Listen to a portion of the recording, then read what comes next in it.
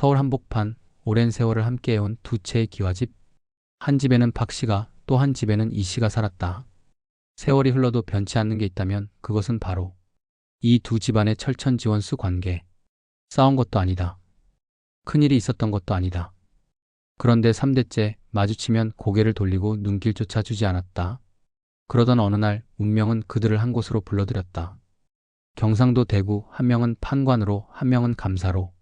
세상이 넓다 해도 어찌 이런 인연이 있을까? 다시 시작된 두 집안의 대립. 그러나 아무도 예상하지 못한 반전이 기다리고 있었으니 이제 오래된 왼수 관계는 끝이 날 것인가? 아니면 또 다른 인연의 시작이 될 것인가? 모든 것은 한 남자와 한 여자의 손에 달려 있었다. 서울에서 앞집에는 박 씨가, 뒷집에는 이 씨가 살았어. 둘 다 벼슬아치였는데 웬일인지 서로가 3대째 왼수야. 싸움을 한 것도 아니고 큰 다툼이 있었던 것도 아닌데 그냥 서로가 싫어.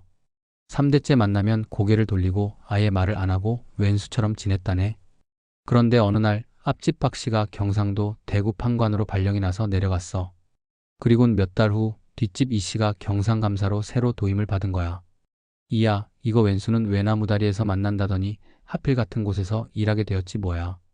감사는 판관보다 지위가 높잖아. 그래서 박 판관은 감사의 처분만 기다리게 되었어. 새로 부임한 감사는 경상도에 있는 수령들, 즉 군수, 현감, 목사 같은 관리들을 다 불러서 예를 받고 심사를 했지. 그런데 박 판관은 3대째 왼수라고 서로 쳐다보지도 않고 예를 갖추는 일조차 하지 않았어. 그냥 처분만 기다리는 거야. 감사도 마찬가지였어. 박 판관이 안 오니 자기도 신경 쓰지 않고 내버려 둔 거지. 그렇게 두 사람은 묵묵히 서로를 외면하며 시간을 보냈어. 박 판관에게는 아들이 있었는데 이 상황이 답답했는지 한 번은 아버지께 물었어. 아버지, 왜 감사를 한 번도 안 찾아가고 그냥 계시기만 합니까? 그러자 박 판관이 대답했지. 우리가 3대째 왼수처럼 지냈는데 내가 여서 감사를 만나면 그놈이 나를 잡아먹으려고 하지 않겠냐? 찾을 것도 없고 그냥 내버려 두는 게 낫다. 아들은 그 말을 듣고 생각했어. 아버지, 그래도 방법이 없겠습니까? 그냥 이대로 계속 이렇게 지내실 겁니까? 박 판관이 대답했지. 그놈을 어떻게 할 방법이 있겠냐? 예상을 해본다지만 그게 쉬운 일이냐? 그러자 아들이 귀에 대고 속닥속닥하며 방법을 하나 제안했어. 아버지, 수청 기생 하나를 불러서 감사를 움직여 보시지요. 돈을 몽땅 주고 부탁하면 방법이 있을 겁니다. 아들이 낸 아이디어대로 박 판관은 수청 기생 하나를 불러서 돈을 몽땅 집어줬어. 이 돈을 줄 테니 너는 앞으로도 내가 버는 대로 줄 거다. 그러니 감사의 병부를 훔쳐와라. 기생이 대답했지. 아이고, 그 병부를 훔쳐오는 게 말처럼 쉽습니까? 아무리 돈을 많이 줘도 그건 목숨을 걸어야 하는 일이에요. 박 판관은 그래도 포기하지 않았어. 헐대로 한번 해보자. 돈이 생기는 대로 내 몫을 더 줄 테니 꼭 해달라. 결국 기생은 큰 돈을 받고 마음을 다잡았고 어떻게 될지는 두고 봐야 할 일이었어. 이 감사한테는 병부가 있었어. 근데 그걸 박 판관이 기생을 통해 훔쳐버린 거야. 기생은 감사를 밤낮으로 가까이 하며 틈을 노려 병부를 훔쳐다 줬지. 이 감사는 병부를 잃어버렸지만 그 사실이 알려지는 날은 자기 죽는 날인 걸 알았어. 그래서 그냥 내색도 못하고 가만히 견디기만 했지. 감사는 속이 타서 밥도 못 먹고 병이 날 지경이었어. 그런데 감사에게 딸이 하나 있었거든. 딸이 보기에 아버지가 너무 괴로워하니 못 참겠는 거야. 결국 딸이 아버지에게 방법을 하나 제안했어. 아버지, 박 판관을 초대해서 잔치를 여세요. 그리고 잔치 중에 병부를 되찾을 방법을 만들어 보세요. 이 감사는 딸의 말을 듣고 잔치를 열기로 했어. 가까운 고을의 수령, 군수, 현감, 부사, 목사 등 관장들을 다 초대했지. 물론 박 판관도 초대했어. 잔치에서는 기생들이 노래를 부르고 술이 오가며 흥겨운 분위기가 이어졌어. 잔치가 한창일 때 이 감사는 박 판관에게 병부 궤를 맡기며 말했어. 여기 좀 맡아주시오. 불이 났으니 내가 불을 끌어 다녀오겠소. 감사는 헛간 같은 곳에 불을 내고는 밖으로 나가버렸어. 박 판관은 맡긴 병부 궤를 들고 앉아 있었지. 그런데 그가 미리 챙겨온 병부를 궤 안에 넣어두었단 말이야. 불이 꺼지고 감사가 돌아와 병부 궤를 열어봤어. 감사는 병부가 없어졌다고 난리를 치려고 했지. 그런데 궤를 열어보니 병부가 멀쩡히 들어있던 거야. 이 감사는 어이가 없었어. 아니, 분명히 이놈이 병부를 훔쳤는데 어떻게 다시 들어있단 말인가? 이 감사는 박 판관이 도둑질했다는 걸 알았지만 증거가 없으니 어쩔 수가 없었어. 이거 내가 훔쳐서 넣은 거지? 라고 따질 수도 없고 증거가 없으니 함부로 몰아붙일 수도 없었지. 결국 이감사는 화를 억누르고 팍판관과 악수하며 잔치를 끝냈어. 다시 보니 웬수도 아니더군요. 오늘 잔치 즐거웠습니다. 팍판관과 이감사는 병부 사건이 끝난 뒤 다른 수령들을 모두 물리고 단둘이 앉아 이야기를 나누었어.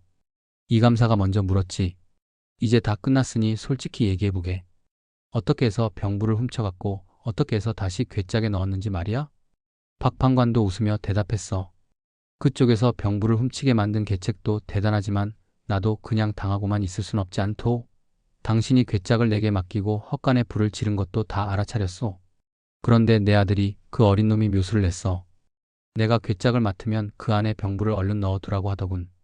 결국 내가 그 말을 듣고 병부를 궤에 넣었지. 그러자 이감사가 털어놓았어. 사실 나도 우리 딸이 방법을 알려줘서 팍판관을 잔치에 불러 괴짝을 맡길 계책을 낸 거요. 결국 우리 집 애들이 다 해낸 일이었군. 이 둘은 이야기를 나누며 웃음을 터뜨렸고 마침내 웬수를 끝내기로 했어. 이제 그만 철천지원수는 그만두세. 서로 좋게 지내며 우리 애들끼리 혼인을 맺어 사돈을 하기로 하세. 팍판관과 이감사는 화해를 이루었고 서로의 자녀들이 혼인을 맺어 사돈을 하기로 약속했어. 두 집안의 결합은 주변 사람들에게도 큰 화제를 불러일으켰지. 결혼식은 성대하게 치러졌어. 마을 사람들은 다 함께 축하하며 잔치를 벌였지. 팍판관과 이감사는 이 모습을 보며 기뻐했고 서로에게 고마움을 전했어. 그리고 두 집안의 자녀들은 행복하게 잘 살아갔지. 이는 두 집안 모두 훌륭한 아들과 딸을 잘 가르친 덕분이었어. 이후 팍판관과 이감사는 마을에서 존경받는 어른으로 자리매김했어. 그들의 화해와 협력은 많은 이들에게 좋은 본보기가 되었지. 그리고 두 집안은 이 사건을 계기로 더욱 가까워졌으며 서로의 행복을 기원하며 지냈어. 이제 두 집안은 서로의 지혜와 협력을 바탕으로 더 큰 번영을 이루었어. 그리고 그들의 이야기는 후대에도 전해져 사람들에게 지혜와 화해의 중요성을 일깨워주는 교훈으로 남게 되었지. 과연 우리는 바르게 살고 있는가? 세상은 변하고 사람들의 생각도 달라졌다. 예전의 가르침은 낡은 것이라며 새로운 방식만이 옳다고들 한다. 그러나 과연 옛것은 모두 쓸모없는 것일까? 오래된 지혜 속에 우리가 잊고 있던 진실이 숨어 있는 것은 아닐까? 욕심 없는 사람이 진짜 부자라는 말, 효도가 100가지 행운을 부른다는 가르침, 말 한마디도 3번 생각하고 해야 한다는 깨달음. 이것은 단순한 옛이야기가 아니다. 지금 우리에게 가장 필요한 지혜일지도 모른다. 무엇이 진짜 올바른 길인가? 과연 우리는 바르게 살고 있는가?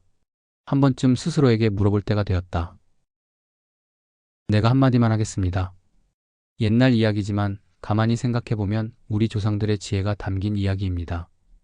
김덕령 장군의 아버지가 꾀를 부려서 아들이 장군이 되긴 했지만 결국 뜻대로 되지 못했던 것처럼 너무 욕심을 부리면 결과가 좋지 않다는 것을 알 수 있습니다. 요즘 사람들은 이렇게 말합니다. 우리나라의 윤리와 도덕성이 점점 사라지고 있다. 구식은 없어지고 신식법만 남았다고요. 그렇다면 과연 우리의 옛 가치가 정말 나쁜 것일까요? 아닙니다.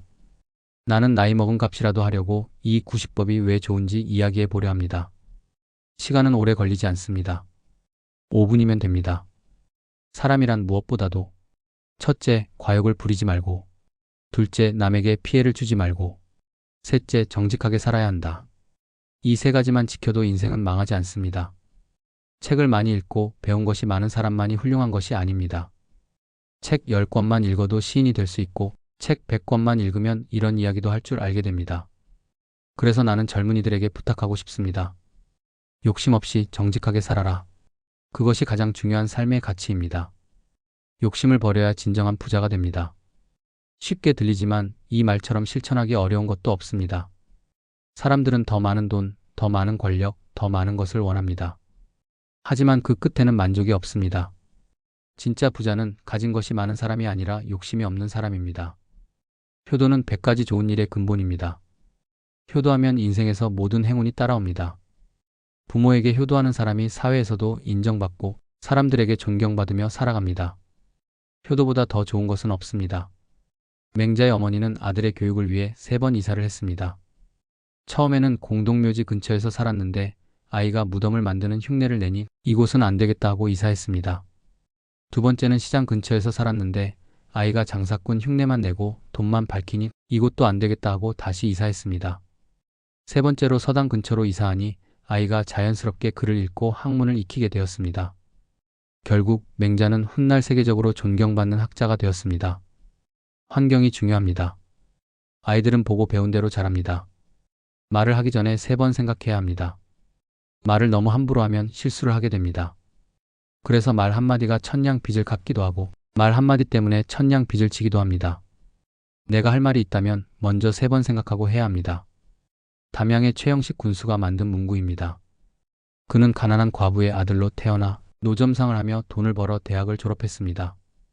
돈이 없어 대학원을 가지 못했지만 머리가 좋고 똑똑해서 정치에 뛰어들었습니다. 도의원이 되고 군수가 되고 그렇게 여러 가지 일을 하면서도 대학원 공부를 병행했습니다. 한 사람이 3가지 일을 한다.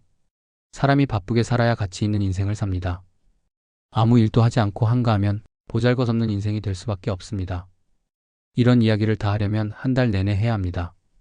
하지만 오늘은 여기까지만 하겠습니다. 내가 전하고 싶은 말은 간단합니다. 욕심 부리지 말고 정직하게 살고 효도하고 말 조심하고 자신을 발전시키며 바쁘게 살라. 그러면 인생은 저절로 풀립니다. 이것이 내가 오늘 젊은이들에게 하고 싶은 말입니다.